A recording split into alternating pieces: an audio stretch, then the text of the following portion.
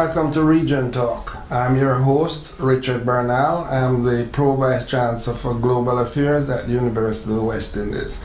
Today we are especially privileged to have as our guest Professor Carolyn Cooper of the University of the West Indies and a well-known cultural analyst. Welcome, Professor Cooper. A pleasure to be with you, Ambassador Bernal.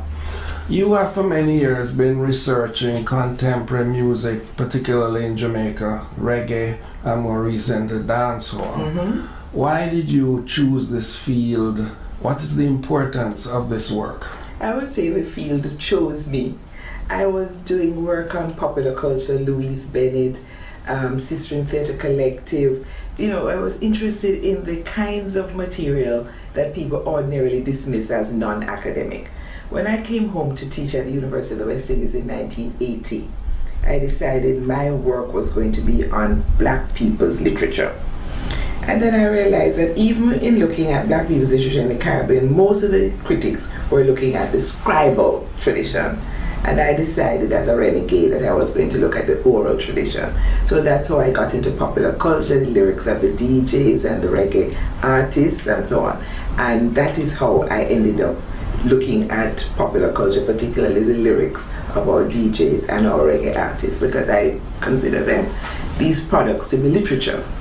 Maybe oral literature, but literature nonetheless. So I consider it important. And I was guided by colleagues like Professor Gordon Roller in Trinidad at St. Augustine, who had been doing work on calypso. And soca, yes, he had set the pace for me. And here at Mona, Professor Mervyn Morris had led the way with his study of Louise Bennett, the oral tradition again. Right. So I had people who legitimized what I was doing, so I carried it a little further in Jamaica from like Miss Lou, who was literary. Miss Lou would have considered herself to be a writer, to the oral performers who don't necessarily think of themselves as literary, but they are.